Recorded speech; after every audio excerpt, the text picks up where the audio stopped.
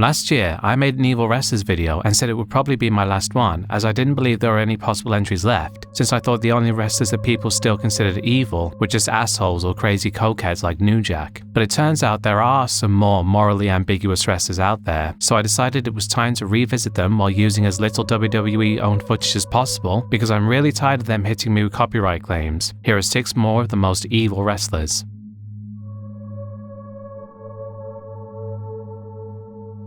Teddy Hart comes from what is essentially wrestling royalty, as he is a member of the legendary Hart family, being the nephew of Bret the Hitman Hart and Owen Hart. At just 18 years old, Teddy became the youngest wrestler ever signed by the WWE, but his early promise was soon overshadowed by a pattern of chaos and crime that would essentially come to define his entire life. Trouble first caught up with him in late 2014. On December 3rd, Canadian police announced that Hart was wanted on sexual assault charges involving 2 women. He turned himself in and faced the accusations, though he denied any wrongdoing. After a lengthy legal process, prosecutors dropped those sexual assault charges in 2016. Hart even spoke out in an interview about the ordeal, trying to clear his name. Regardless, these serious allegations marked the beginning of Hart's notorious legal troubles. Around the same time, Hart's personal life was spiraling in other disturbing ways. In November 2016, his girlfriend, Samantha Fiddler, a 29-year-old aspiring wrestler, mysteriously disappeared in Florida. She had moved from Canada to Florida at Hart's encouragement to train in wrestling, but one night she vanished after leaving a county jail and was never seen again. Hart denied any involvement and was never named an official suspect. However, the eerie circumstances of Samantha's disappearance have long cast a shadow over Hart's reputation. To this day, her case remains unsolved, and many can't help but wonder what Hart knows, or isn't saying, about what happened to her. Just weeks after Samantha went missing, Teddy Hart had another run-in with the law, this time in a very public way. On New Year's Day 2017, he was arrested in Arlington, Texas, and charged with DUI, evading arrest, and even auto theft. Police said Hart tried to flee in a stolen vehicle before being caught. In the end, those particular charges didn't stick. They were later dropped and Hart walked free. But the incident was a red flag, showing that Hart's reckless behavior was only going to escalate in the years ahead. Teddy Hart's life had become a revolving door of arrests. In February, he was pulled over in Richmond, Virginia, and this routine stop quickly turned into yet another criminal charge. Officers discovered a stash of drugs in Hart's car, including anabolic steroids, and he was arrested for possession with intent to sell or distribute. Hart later admitted that steroids and marijuana were found in his car when he was busted. He was released on bail, but barely a month later, in March 2020, he was arrested again for violating the condition of that bail by failing to remain under house arrest. It seemed that he really just couldn't stay out of trouble for long. Then came one of the most violent incidents associated with Teddy Hart. On March 26, 2020, police in Richmond arrested Hart for a 3rd time in just 2 months, this time for a brutal assault. He had allegedly attacked his girlfriend, independent wrestler Maria Manick, in a fit of rage. According to a witness, Hart choked out Maria, throttling her until she was limp, and refused to let her call for help. Fearing for her life, the witness, fellow wrestler Joseph Montana, intervened. He later wrote that he literally had to pull his gun on Teddy to get him to stop assaulting her. In a video posted online, Montana recounted how Hart was squeezing her neck and wouldn't relent until a firearm was drawn. And even then, Hart protested as he was forced out of the house at gunpoint. Police arrived and Hart was arrested, charged with felony strangulation resulting in bodily harm. Hart was denied bail after the incident and spent weeks in jail awaiting trial. The fact that Hart nearly strangled a woman to death cemented his image as one of wrestling's most legitimately dangerous men outside the ring. Even after that harrowing episode, Hart's legal troubles were far from over.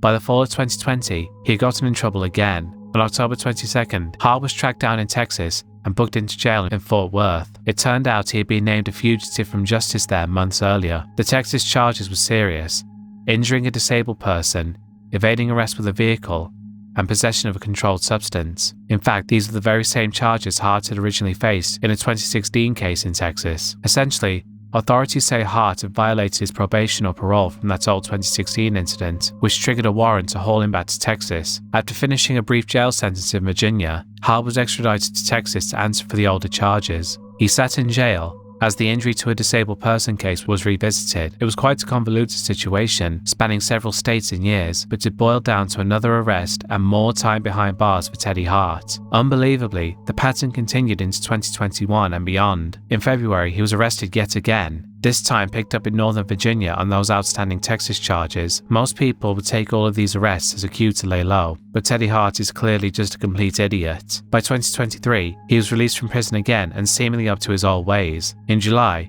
Hart was pulled over in Florida for speeding and running a red light, and what police found next landed him in trouble once more. A search of his car turned up yet more illegal substances, including a bag of red pills and powders that tested positive for MDMA. Hart was arrested on the spot. The police charged him with the possession of the drugs. After decades of pushing his luck, Teddy Hart was once again facing serious drug charges and the prospect of significant prison time. As of 2025, the saga still hasn't ended. The trial for his drug case was supposed to start in February 2024, but he no-showed, leading to the judge to issue a bench warrant for his arrest. His bond was also revoked, meaning he had forfeited his chance to remain free while awaiting trial. There's really nothing else I can say except Teddy Hart is honestly just a disgrace to the Hart name, and everyone in his family is probably completely ashamed of him.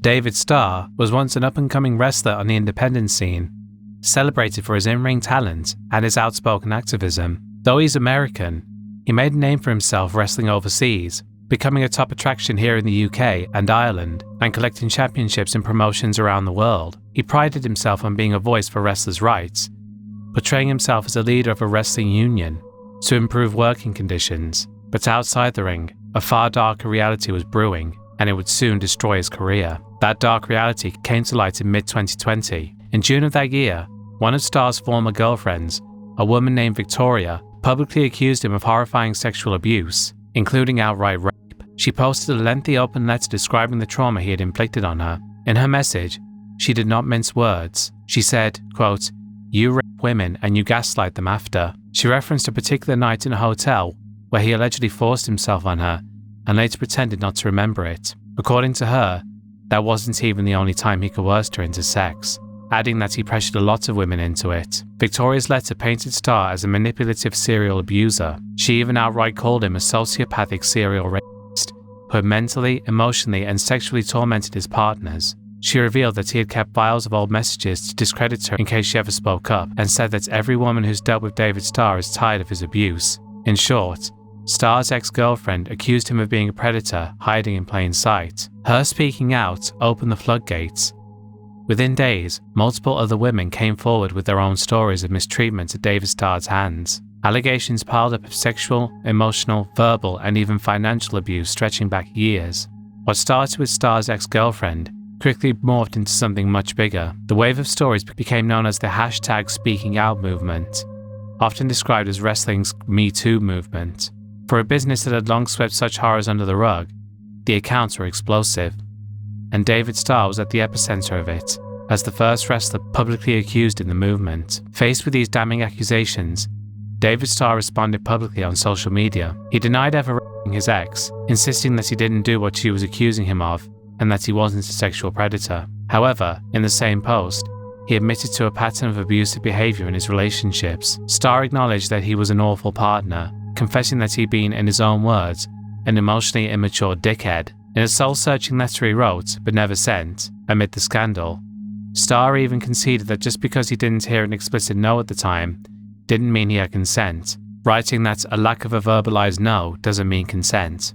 He claimed he never intended to violate anyone, but he couldn't deny the possibility that he did. Starr apologized for his past conduct, and said he would, quote, take this time to grow, even adding that if that was the end of wrestling for him, that it was okay. The consequences were swift and severe. Almost immediately, the wrestling industry turned its back on David Starr. Promotions that had been proud to feature him cut ties overnight. Ireland's OTT Wrestling, Britain's Revolution Pro, and TNT Extreme Wrestling stripped Starr of their championship titles and severed all relationships with him as soon as the allegations emerged. The American indie company, Beyond Wrestling, publicly announced it would no longer work with him. Even the We the Independent, the wrestling union initiative Starr himself had co-founded, removed him from their organization and disowned him. As far as public opinion, Starr was effectively blacklisted. He became, as one publication put it, a pariah in the wrestling business. Starr's once promising career was over in a flash. In the wake of the scandal, he announced his retirement from professional wrestling entirely. Promoters that had booked him for future events cancelled his appearances, and any remaining title belts he held were vacated. After June 2020, David Starr completely disappeared from the wrestling scene. He never faced charges, as to this day no police report has been filed against him, but in the wrestling world, he was persona non grata. To this day, he has not returned to the ring, or been involved in the industry since being outed for his alleged crimes. The man who was hailed as an indie wrestling hero is now a disgraced figure, not known for his in-ring work, but for the terrible abuse he was accused of outside of the spotlight.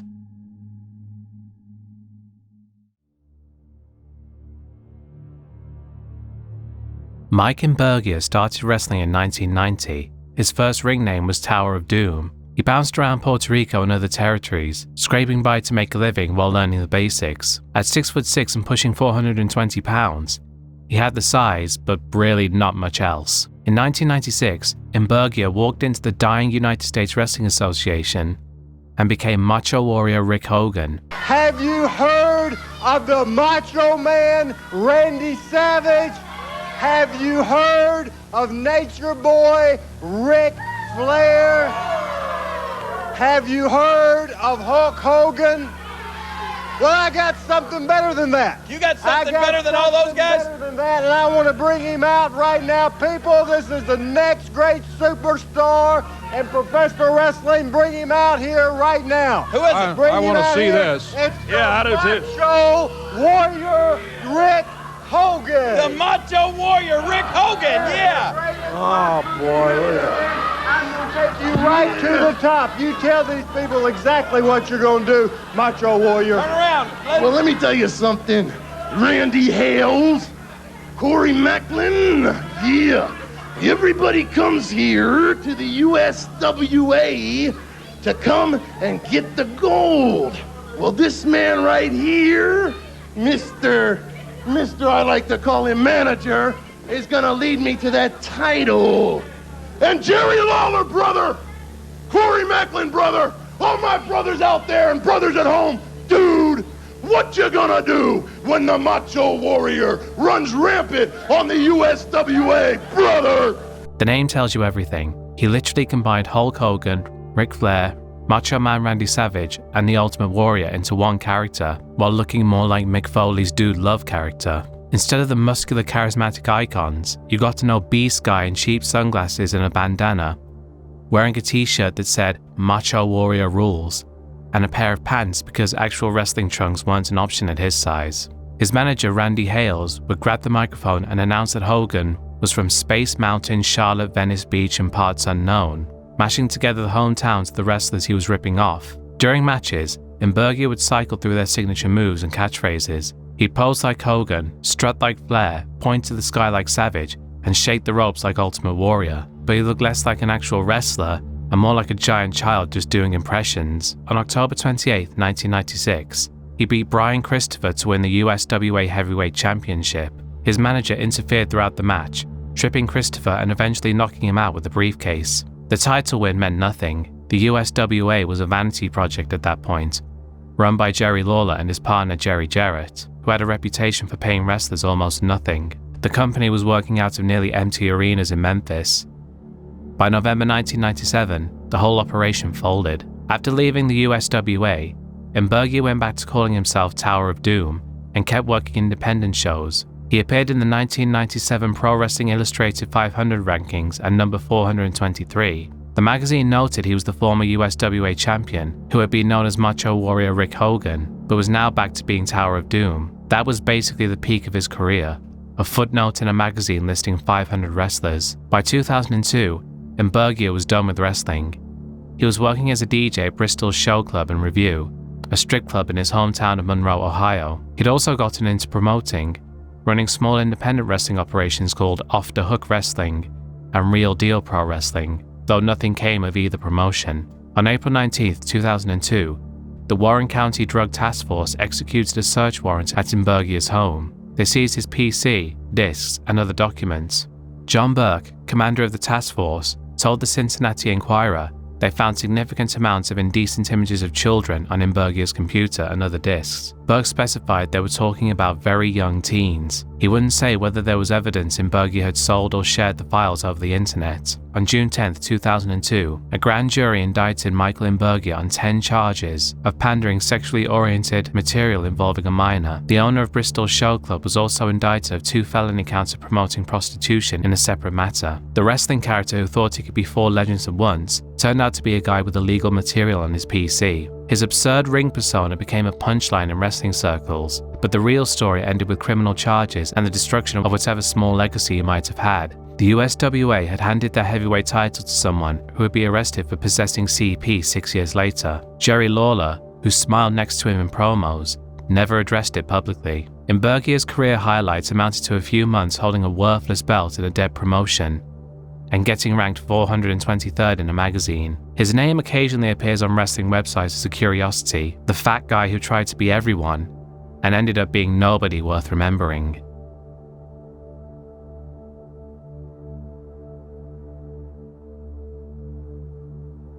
Stephen Nathaniel Ketcher was born on September 20, 1957, and grew up in Florida where he dropped out of high school in 1976. Wrestling as Steve Gatorwolf, he worked for the WWE from 1984 through 1990, mostly getting thrown around the ring as a jobber. His big break came and went in a single televised match when he forgot to do the war dance that was supposed to get his Native American character over with the crowd. After that, management had him back to losing week after week to make other guys look good. When his WWE days ended, Ketcher moved on to promoting wrestling events on Native American tribal lands across the Southwest. Then he branched into underground fighting, running unsanctioned toughman contests and mixed martial arts events. Utah authorities caught up with him in 2008 for illegal Fight Club promoting, but this wasn't his first run-in with Utah law enforcement. He'd already done 2 years in a Utah prison for aggravated assault back in 2001.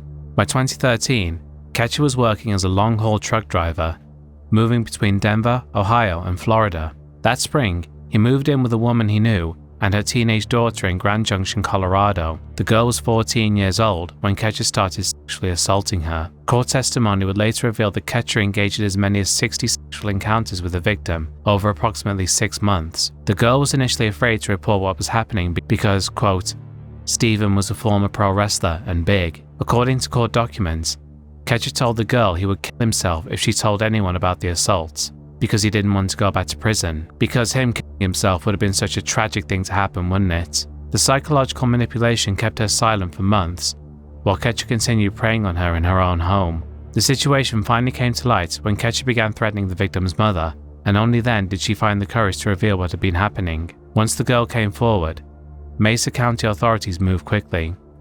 They obtained a warrant for Ketcher's arrest in March 2014 on 7 felony counts of sexual assault on a child and 7 additional counts of sexual assault. When investigators came looking for him, Ketcher ran. He knew they were onto him and fled Colorado before authorities could bring him in for questioning. The Mesa County Sheriff's Office tracked him to Florida, where he had family connections in the Jacksonville area. In March 2014, authorities spotted him at Orange Park Casino and obtained a photograph confirming his presence in the area. Law enforcement launched a media campaign, broadcasting Ketcher's photo on criminal charges across local news stations. They knew he was somewhere in North Florida, saying he was likely staying with relatives or moving between locations using his truck driving experience to stay mobile. The public pressure worked. On May 8, 2014, around noon, Ketcher walked into the Clay County Sheriff's Office in Green Cove Springs, Florida. He approached the receptionist and said he was wanted on a warrant. His first court appearance the next morning was bizarre. As the hearing before the judge concluded, Ketcher looked at the judge and said, "I'm proud of you, Judge." It was just the beginning of the strange and defiant behavior that would continue throughout the legal proceedings. Ketcher was extradited back to Colorado to face trial. His first trial in July ended with a hung jury and a mistrial. The prosecution tried again, and in August, they secured convictions on the charges. Throughout both trials, Ketcher showed no remorse. During testimony in the first trial, prosecutors said Ketcher was seen flipping off the victim and her mother in court. Even after his arrest, Ketcher continued trying to intimidate his victims. Prosecutors played a profane voicemail in court where Ketcher threatened the victim and her mother after the sexual assault allegations were first reported to law enforcement. Just days before sentencing, Ketcher mailed a letter to someone close to the victim, which prosecutors described as another attempt at manipulation and intimidation. At his sentencing hearing in September 2017, Ketcher maintained his innocence and showed the same arrogance that marked his entire case. He referred to himself in the third person multiple times during his statements to the court. The victim, now older, told the court she had forgiven him. Her mother also spoke, calling Ketcher a selfish monster. She told him directly, quote, "You always felt you were the victim, from your failed wrestling career to your prison time." The judge wasn't interested in Ketcher's denial or excuses. The court sentenced him to 16 years to life in prison for his sexual assaults on a child. Ketcher spent years building a reputation in professional wrestling, first as a jobber in the WWE, then as a promoter working the territorial circuits. He claimed championships and ran wrestling camps where young people trained. But his real legacy has nothing to do with wrestling. He threatened suicide to keep her quiet, and he threatened violence when she finally spoke up. He showed defiance and contempt even in the courtroom where his victim testified about what he had done to her. The man who called himself Gator Wolf thought his wrestling background made him intimidating enough to silence a child. Unfortunately for him, he thought wrong. Today, while that girl has hopefully been able to move forward with her life, Ketcher sits in a Colorado prison cell where he'll spend at least 16 years, or possibly even the rest of his life, registered as a sex offender and known for what he really is, a spineless coward and a monster.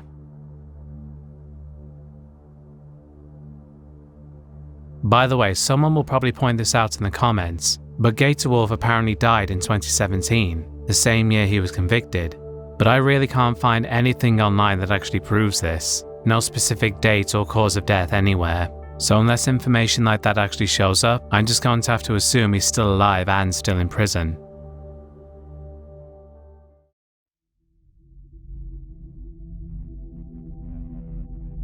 Daniel Rodimer basically had all the makings of a professional wrestler, as he stood 6'7" and weighed 300 pounds. He competed on the 4th season of WWE's Tough Enough in 2004. He didn't win, but he got signed to a developmental contract anyway. He wrestled as Dan Rodman in Deep South Wrestling, Ohio Valley Wrestling, and Florida Championship Wrestling. He made it to WWE's heat a few times in 2007, taking on mid-carders like Eugene and Val Venus. Stephanie McMahon reportedly saw potential in him, believing him to be a potential rising star, but WWE released him in August 2007, and he retired from wrestling that same year. After wrestling, Rodimer reinvented himself as a politician. He ran for Nevada State Senate in 2018 and lost in the primary by 142 votes. Sometimes it's easy to lose track of what's really important. And for me, it's family. Always has been, always will be. This is our future. Our families. Please help me to protect all of our futures here in Nevada. Open our economy and get our kids back in the classroom.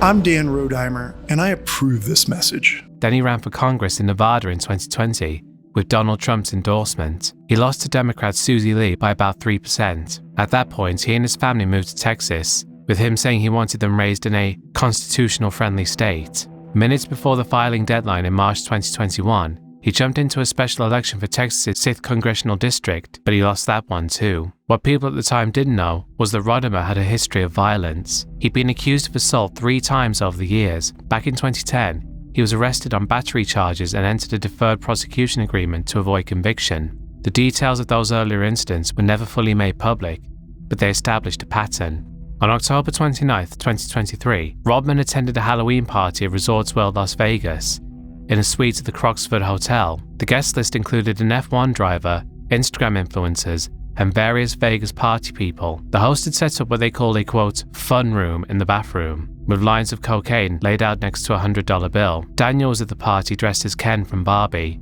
Christopher Tapp was also at the party. Tapp was 47 years old and had his own shaky history. He'd spent 20 years in an Idaho prison for a murder and rape he didn't commit, with DNA evidence having finally exonerated him in 2019. And the real killer, Brian Dripps, was caught. Tapp had gotten an $11 million settlement from the city of Idaho Falls just the year before. According to witness statements and court documents, Tapp made a mistake that night. He offered cocaine to Rodimer's stepdaughter, Bella Duffy. Rodimer quickly found out. One witness watched him run into the bathroom where Tapp was. Before the door closed, they heard Rodimer say, "If you ever talk to my daughter again, I'll fucking kill you." Then came 2 loud banging noises. Another witness told the party host he better go stop Dan, because he was going to fight Christopher, but it was too late. A woman who could see into the bathroom watched Rodimer knock Tapp to the ground. Tapp's head hit a small table when he went down. She told police that Rodimer continued punching Tapp in his head and body, while Tapp wasn't fighting back. When other guests finally got into the bathroom, they found Tapp. His face was swollen. There was a large mark on the left side of his neck. He was awake, but his speech was slurred. He kept trying to fall asleep, which worried one witness who knew that wasn't good for someone with a possible concussion. Hotel security was called at 1:50 a.m. They were told it was a slip and fall accident. The medical examiner would later find that Tapp had suffered multiple brain bleeds from blunt force trauma to his head. Rodimer's wife Sarah had been at the party. She texted her husband saying, "I watched you nearly murder someone and I had to take your fucking hands off of him." Then she said, "I watched you murder somebody. Let that sink in, you're a psychopath." Christopher Tapp was on life support at Sunrise Hospital. He held on for 7 days. On November 5, 2023, he died. The Clark County coroner ruled it a homicide, with the cause of death being blunt force trauma to the head. Toxicology showed cocaine, alcohol and marijuana in his system, but it was the beating that killed him. Police initially believed the story about a slip and fall, but Tapp's friends and family said the circumstances seemed suspicious. Detectives started interviewing witnesses. They obtained cell phone tower data that confirmed Rodimer's location at the hotel that night. They also collected the text messages between Rodimer and his wife, and they also talked to the woman who watched Rodimer beat Tapp while he didn't fight back. On March 6, 2024, Las Vegas police issued an arrest warrant for Daniel Rodimer on a charge of open murder. The criminal complaint stated that Rodimer killed Tapp by striking him on the head, and that the killing was willful, deliberate, and premeditated. Rodimer turned himself in the next day. He posted a $200,000 bond and walked out that same night. His lawyer said Rodimer vigorously denies any responsibility for the allegations. The case revealed disturbing details as it progressed. The medical examiner testified that only an external examination was conducted on Tapp's body. No full autopsy was performed. One doctor said that if they'd known about the physical altercation, they would have conducted a complete autopsy. In April 2024, a jury indicted Rodimer on the murder charge. He pleaded not guilty in May. His trial is currently ongoing. His attorneys have filed appeals to the Nevada Supreme Court, arguing that his constitutional rights were violated and asking for the charges to be dismissed. Meanwhile, Christopher Tapp's family is left to grieve a man who survived 20 years in prison for a crime he didn't commit, only to die at a Vegas Halloween party at the hands of a former wrestler turned failed politician. The former WWE prospect, who Stephanie McMahon thought could be a star, now faces the possibility of life in prison or even the death penalty in Nevada.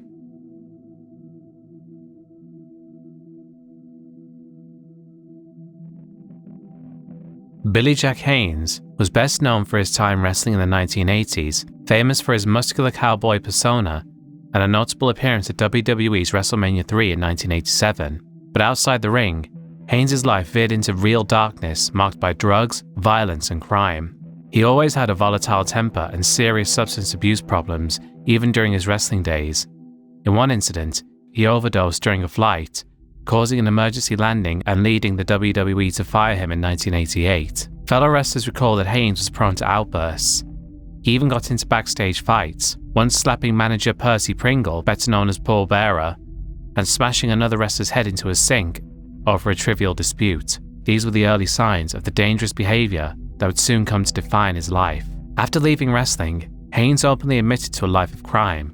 He claimed he had been a major cocaine dealer since the late 1970s, before and during his wrestling career. According to Haynes, he supplied drugs to other wrestlers and even worked with infamous smuggler Barry Seal, a member of Pablo Escobar's cartel, to move cocaine while he was in the WWE. Haynes bragged that he got several wrestling colleagues hooked on drugs and that he sold a kilo of cocaine to a member of the Bee Gees. This self-professed drug dealing past set the stage for even more disturbing confessions to come. In later years, Billy Jack Haynes became notorious for bizarre conspiracy-laden interviews. He directed much of his rage at WWE owner Vince McMahon, calling McMahon the Hitler of professional wrestling, and even claimed that he once nearly shot and killed McMahon backstage in the early 1990s. Haynes also leveled wild accusations of fellow wrestlers. He alleged that Stone Cold Steve Austin abused his wife, who was Haynes' ex-wife, and insisted that Austin had a hand in the death of fellow wrestling legend Rowdy Roddy Piper. One of Haynes' most outrageous theories even tied WWE's infamous Chris Benoit murder-suicide to a supposed secret child fathered by Vince McMahon. Needless to say, these sensational claims have zero credible evidence behind them, and many peers dismissed Haynes as delusional or dishonest. Yet, among all his outlandish claims, one stood out as especially chilling because it involved a real unsolved double homicide. Haynes shocked observers when he confessed that he was involved in the notorious Boys on the Tracks murders, an unsolved 1987 double killing in Arkansas. In a 2018 video confession, Haynes claimed that on August 23, 1987, he was present during a late-night drug run in Alexander, Arkansas, acting as muscle to protect a cocaine shipment. Two local teenagers, 17-year-old Kevin Eves and 16-year-old Don Henry, happened to stumble upon the scene, and Haynes says corrupt law enforcement officers caught the boys and brutally killed them. Haynes insisted that while he didn't personally murder the teens, he did help dispose of the bodies. He described how the already dead boys were laid out on the railroad tracks with their own rifle placed next to them to make it look like a mishap. Moments later, a train ran over the bodies. Initially, the deaths were officially ruled an accident. Authorities absurdly suggested that the teens fell asleep on the tracks from too much marijuana, but a later investigation concluded it was definite homicide, after finding one boy had stab wounds in his shirt and the other's skull had been crushed by his rifle. In his testimony, Haynes even implicated high-profile figures in the cover-up, naming Arkansas Governor and future US President Bill Clinton as being involved in the drug operation that led to the murders. Coming forward with this bombshell, Haynes said he was, quote, putting his life on the line by revealing the truth, indicating he feared retaliation. His confession gave a ray of hope to the victims' families, but law enforcement never corroborated his account. Still, the fact that a former wrestler admitted to witnessing and abetting such gruesome crimes cemented Haynes' reputation as a man entangled in real-life evil. As horrifying as that claim was, Billy Jack Haynes would later commit a violent crime that was all too real. On the morning of February 8, 2024, police say Haynes, then 70 years old, shot and killed his 85-year-old wife, Jeanette Beecroft, in their Portland, Oregon home. He barricaded himself inside the house, leading to a tense 2-hour standoff with the SWAT team before he finally surrendered to authorities. Haynes had known Jeanette for decades, as she was actually the mother of one of his childhood friends, and despite the age difference, he had married her a few years prior. It soon emerged that this marriage was marked by shocking abuse. Jeanette's family alleged that Haynes had essentially been preying on her for years before her death. According to a lawsuit filed by her daughter, Haynes isolated Jeanette from her relatives and manipulated her into draining her retirement savings for his benefit. He allegedly introduced the elderly woman to hard drugs like heroin and methamphetamine, exploiting her vulnerability. The suit claims he even forced Jeanette to buy a firearm for him, since his criminal record prevented him from buying one himself, and coerced her into marrying him in 2021. In effect, Haynes systematically dominated and abused an 85-year-old woman, actions that culminated in the ultimate act of violence. After his arrest for Jeanette's murder, Haynes offered a bizarre justification. He claimed from his jail cell in an episode of Dark Side of the Ring that killing his wife was a kind of mercy because Jeanette suffered from dementia. This explanation rang hollow given the preceding pattern of abuse. In truth, investigators have characterized the case as a cold-blooded domestic homicide. Haynes was charged with second-degree murder and unlawful use of a weapon for Jeanette Beecroft's death, and he faced the prospect of spending the rest of his life behind bars. By 2025, it was unclear if Billy Jack Haynes would ever stand trial. In May, an Oregon judge ruled that Haynes was mentally unfit to participate in his own defense, based on psychiatric evaluations. At age 71, he was ordered to a state hospital, effectively stalling the legal proceedings. Many of Haynes' former peers were hardly shocked to see his downward spiral reach this point. Wrestling legend Jake the Snake Roberts, son of another evil wrestler, Grizzly Smith, upon hearing of the murder charges, said the news really didn't surprise him. And unfortunately, due to the judge's ruling, Haynes will never face proper justice for the abuse and murder of his wife. And that's the end of the video, folks. I very briefly considered putting a British wrestler called Jim Briggs on here, due to him killing a woman in 2017, but he actually had dementia. This isn't like Jimmy Snuka where he couldn't face trial because he had dementia when he went to court. Jimmy Snuka murdered Nancy Argentino long before his mind went, whereas Jim Briggs already had it and therefore couldn't be held accountable since he didn't know what he was doing. So calling him evil definitely would not be accurate. If you enjoyed this video, be sure to leave a like, comment, subscribe if you're new, and consider supporting me on Patreon. All patrons get early and free access to videos, and higher tiers get their name on the board and a shout out. I'd like to give a special thanks to all of my patrons for their support, especially those whose names you're seeing on the screen now, particularly Helen Korn, Kyle, BAN, John, Brendan O'Connell, Adam Clayton, Count Lagula, Danny Jade, Paul Mendoza, Squishy, Alex Christmas, Bella Schwartz, Brody Millers, Belsie Gell, Stimulate, Inquis Desarius, and of course, Dick the Cock Johnson and the Woodmaster at WrestleMania X69 or maybe not dude. I'll see you all next time. Goodbye.